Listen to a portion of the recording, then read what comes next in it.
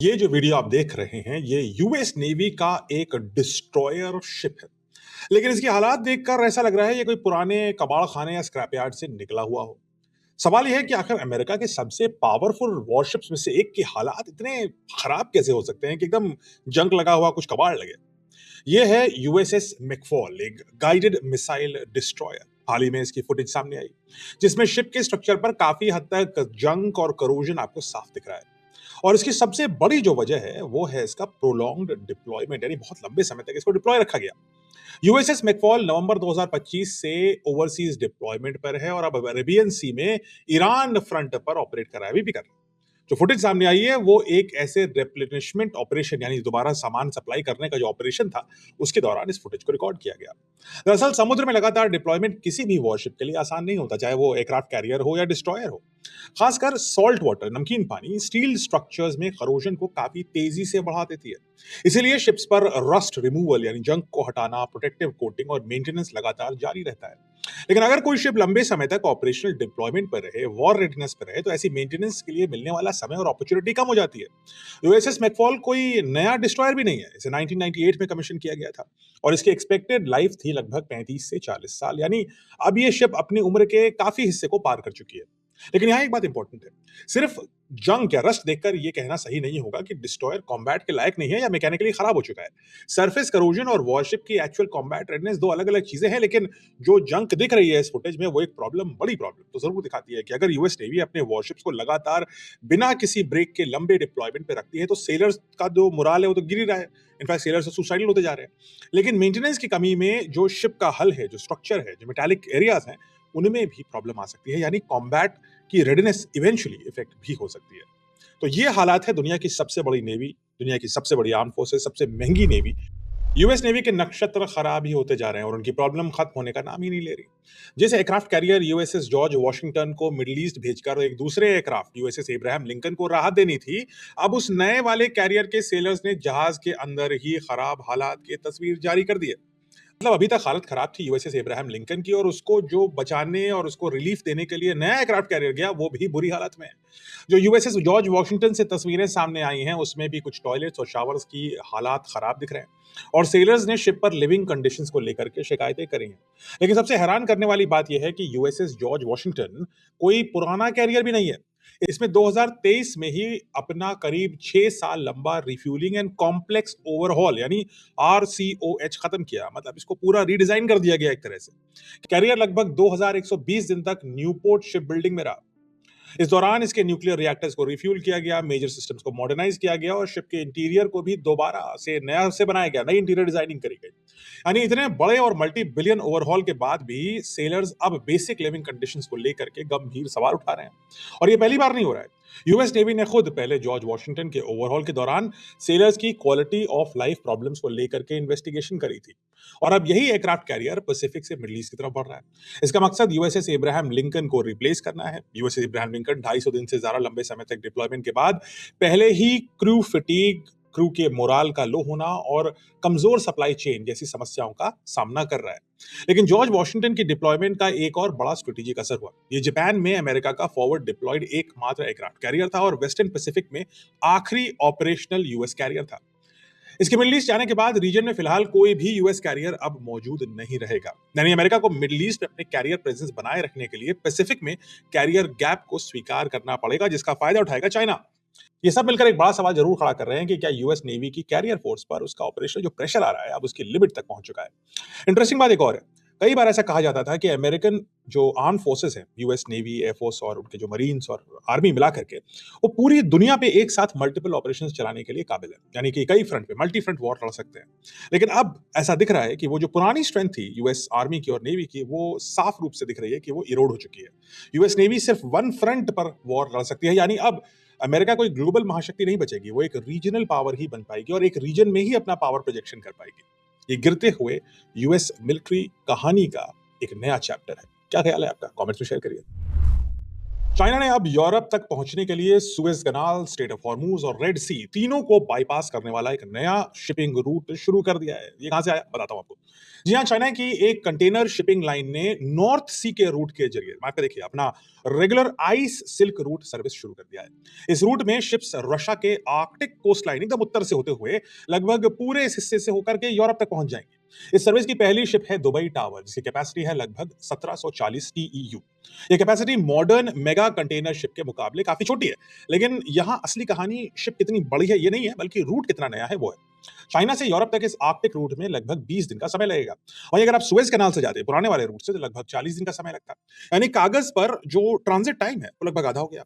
लेकिन एक समस्या है, आर्कटिक में शिपिंग आसान नहीं होती। आइस सीजन के दौरान रूट को ऑपरेशनल रखने के लिए रशिया की स्टेट न्यूक्लियर कंपनी, जिसका नाम है रोसाटम, नेविगेशन परमिट जारी करती है और न्यूक्लियर पावर्ड आइस ब्रेकर की मदद से शिप के आगे आगे रास्ता क्लियर करती जाती है। रशिया इसे सिर्फ एक वन ऑफ एक्सपेरिमेंट नहीं मान रहा है। रोसाटम आर्कटिक रूट को लेकर आने वाले समय में रेगुलर सीजनल शिपिंग कॉरिडोर बनाने की दिशा में काम कर रहा है। अब इसका जो स्ट्रेटेजिक इंपॉर्टेंस है वो बहुत ज्यादा है। Traditional Asia Europe shipping root को सुएज कनाल, रेड सी और स्ट्रेट ऑफ हॉर्मूज जैसे चोक पॉइंट से होकर गुजरना होता है। स्ट्रेट ऑफ मलाका भी एक चोक पॉइंट बनती है वहां पर, लेकिन नॉर्दर्न सी रूट इन तीनों देशों को बाईपास कर सकता है। यानी चाइना को यूरोप तक पहुंचने के लिए एक ऐसा ऑल्टरनेटिव कॉरिडोर मिल गया है जो इन ट्रेडिशनल मैरिटाइम चोक पॉइंट्स पर निर्भर नहीं होगा। यानी जिस मैरिटाइम चोक पॉइंट्स को कभी अनअवॉइडेबल माना जाता था, अब दुनिया उनके आसपास नए रास्ते बनाने में लग गई है। अब यहाँ एक इंपॉर्टेंट लेसन इंडिया के लिए है। स्ट्रेट ऑफ मलाका चाइना की चोक पॉइंट है। इस चोक पॉइंट को हम निकोबार आइलैंड और इंडोनेशिया के बीच ये स्थित है, और यहाँ से $1 ट्रिलियन से ज्यादा का अधिकतर चाइनीज सामान यूरोप की तरफ जाता है। अब ये जो नया रूट चाइना बना रहा है आर्कटिक से होते हुए, वो स्ट्रेट ऑफ मलाका को भी बाईपास करेगा, और इसलिए हमारे लिए स्ट्रेटेजिकली इस पर नजर रखना, इस रूट पर रशिया के साथ प्रॉपर डील्स रखना और इस रूट पे चाइना की प्रोग्रेस पर रिस्पॉन्स रेट अपना बनाए रखना बहुत जरूरी है। क्योंकि अगर चाइना सक्सेसफुली इस आर्कटिक रूट से ज्यादा सामान ले जाने की कोशिश करेगा और सफलतापूर्वक करेगा, तो स्ट्रेट ऑफ मलाका पर उसकी निर्भरता खत्म होगी या कम होगी, और जिसकी वजह से ये जो चोक पॉइंट है जिसपे अभी हमारा कंट्रोल बहुत तगड़ा है, वो चोक पॉइंट चाइना के लिए उतना बड़ा चोक पॉइंट नहीं बचेगा जितना आज की डेट में है। क्या ख्याल है आपका इस पूरी स्टोरी के बारे में? इसके बहुत सारे जियोपॉलिटिकल इंपैक्ट होने वाले हैं, क्या लगता है आपको? कमेंट्स में शेयर करिए। रशिया के कैलिनिनग्राड के पास अमेरिका और नेटो ने एक साथ 3 इंटेलिजेंस एयरक्राफ्ट को ऑपरेट किया। सवाल यह है कि आखिर वहां ऐसा क्या चल रहा था जो इतना सब कुछ करने की जरूरत पड़ रही थी? चलिए बताता हूं आपको स्टोरी। कैलिनिनग्राड रशिया का एक बेहद सेंसिटिव मिलिट्री रीजन है। ये रशिया का एक एक्सक्लेव है जो बाकी रशियन टेरिटरी से अलग है और नेटो कंट्रीज के बीचों बीच स्थित है। इसी कैलिनिनग्राड के आसपास एक इंटरेस्टिंग इंटेलिजेंस ऑपरेशन देखने को मिला। सबसे पहले यहाँ एक नेटो E-3 एवैक्स एयरक्राफ्ट ऑपरेट कर रहा था। एवैक्स का अर्थ यानी airborne early warning and control aircraft. इसका काम हवा में ही पूरे एरिया को मॉनिटर करना और दूसरे मिलिट्री एसेट्स को रियल टाइम सर्वेलेंस इंफॉर्मेशन देना होता है। इसी दौरान यूएस एयरफोर्स का एक EA-37B कॉम्पस कॉल भी कैलिनिनग्राड के आसपास पहुंच गया। यह एयरक्राफ्ट खास तौर पर इलेक्ट्रॉनिक वॉरफेयर के लिए डिजाइन किया गया है, यानी एनिमी के कम्युनिकेशंस और दूसरे इलेक्ट्रोमैग्नेटिक सिग्नल्स को डिटेक्ट, आइडेंटिफाई और डिसरप्ट करने की कैपेबिलिटी रखता है ये एयरक्राफ्ट।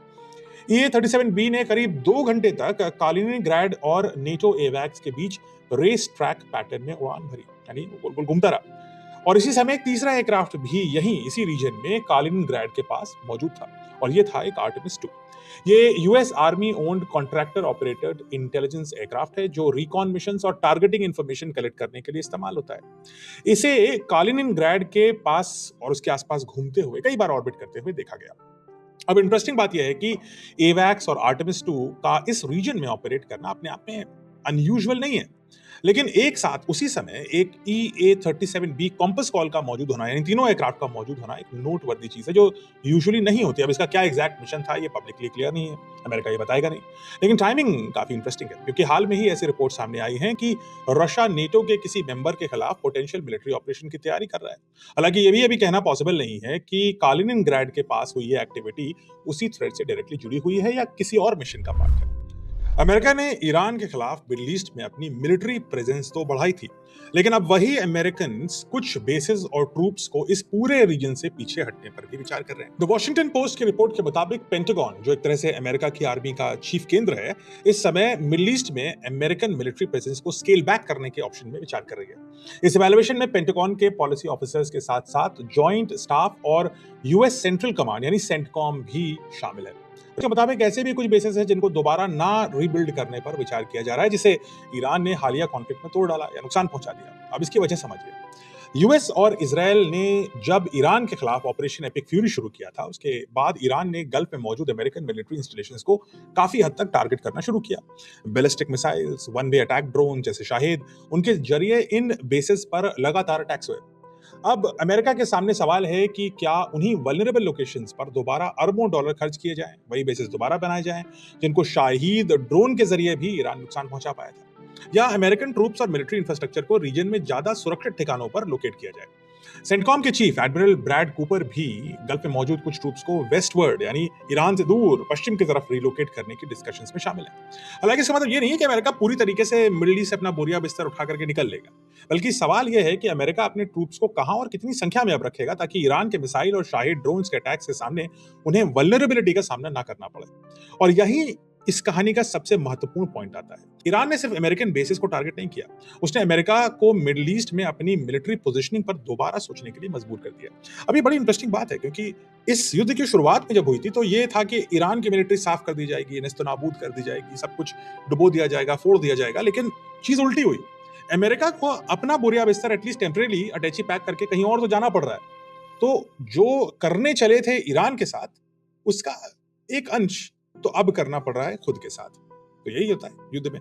कभी-कभी अगर बहादुरी से कोई लड़ाई लड़े, बिना हार माने लड़ता रहे और थोड़े जो नुकसान हो रहे हैं उनको झेलने की क्षमता रखे, तो कभी-कभी 14 नंबर की आर्मी जो ईरान थी, वो 1 नंबर की आर्मी जो यूएसए थी, उस पर भी हावी पड़ सकती है। यही लेसन। यूएई ने ईरान के खिलाफ अब तक का अपना सबसे बड़ा इकोनॉमिक कदम उठा लिया है, और यूएई ने ईरान के साथ ट्रेड, कमर्शियल एक्सचेंजेस और फाइनेंशियल ट्रांजैक्शंस को पूरी तरीके से रोक दिया है। यूएई फॉरेन मिनिस्ट्री ने कहा है कि यह सस्पेंशन अंटिल फर्दर नोटिस यानी अगले आदेश तक जारी रहेगा। यह फैसला ऐसे समय पर आया है जब स्ट्रेट ऑफ हॉर्मूज में टेंशन अभी भी लगातार फिर से बढ़ रहे हैं। यूएई के डिफेंस मिनिस्ट्री के मुताबिक कल रात यानी 19 अगस्त को ईरान से 2 बैलिस्टिक मिसाइल लॉन्च किए गए। यूएई का कहना है कि दोनों मिसाइल्स मैरीटाइम ट्रैफिक को टारगेट कर रहे थे, लेकिन दोनों समुद्र में ही जा गिरे। हालांकि ईरान ने इस क्लेम को बेसलेस बताते हुए खारिज कर दिया। उन्होंने कहा हमने ऐसा कोई बैलिस्टिक मिसाइल नहीं दागा। इसके बाद यूएई ने ईरान के साथ अपने इकोनॉमिक टाइज पर बड़ा फैसला ले डाला। अब दोनों देशों के बीच ट्रेड, कमर्शियल एक्सचेंजेस और फाइनेंशियल ट्रांजैक्शन सस्पेंड रहेंगे। हालांकि यूएई ने यह भी साफ किया कि वो रीजनल पीस के लिए डायलॉग और कोऑपरेशन के रास्ते को बंद नहीं कर रहा है। यानी अभी हम ट्रांजैक्शन वगैरह तो बंद कर रहे हैं, लेकिन बातचीत करोगे तो शायद फिर से शुरू कर लें। लेकिन ग्राउंड पर तस्वीर काफी तेजी से अलग होती दिख रही है। वही पहले ही ईरान पर अपने स्टेट ओन्ड एडनॉक वेसल्स को स्ट्रेट ऑफ हॉर्मूज में टारगेट करने का आरोप लगा चुका है।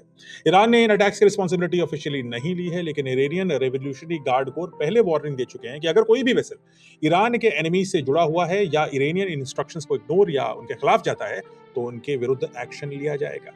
और सबसे बड़ी चिंता है स्ट्रेट ऑफ हॉर्मूज की, क्योंकि फरवरी के अंत से चल रहे कॉन्फ्लिक्ट ने इस क्रिटिकल वाटरवे में शिपिंग को बुरी तरीके से प्रभावित किया है।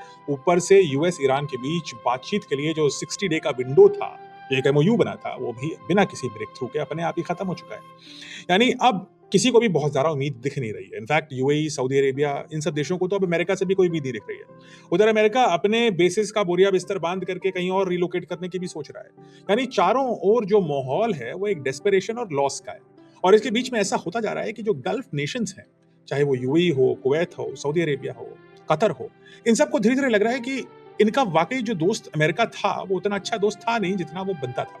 और ईरान एक दुश्मन खड़ा हो गया है जो उनके नेबर में हमेशा बना रहेगा। और ऐसी स्थिति में ये सारे गल्फ नेशंस अपने-अपने तरीके से किसी भी प्रकार से अपने आप को सेफ रखने, अपने आप के जो दुश्मन हैं अपने, उनको अलग रखने, उनको कमजोर बनाने और अपने एलाइज को रीजनली ऑर्गेनाइज करने की कोशिश लगातार कर रहे हैं। तो आपको क्या लगता है, कमेंट से बताइए, क्या ये यही डेस्परेशन का ही पार्ट है जो इस एक्शन में आपको दिख रहा है? आपको लगता है कि ईरान को बहुत फर्क पड़ेगा कि यूएई ने उसके साथ फाइनेंशियल ट्रांजैक्शन खत्म कर दिए, जब दोनों देशों के बीच में ऑलरेडी जो संबंध थे उतने खराब थे? और ऐसा बंद करने से नुकसान यूएई को ज्यादा होगा या ईरान को? कमेंट्स में शेयर करिए।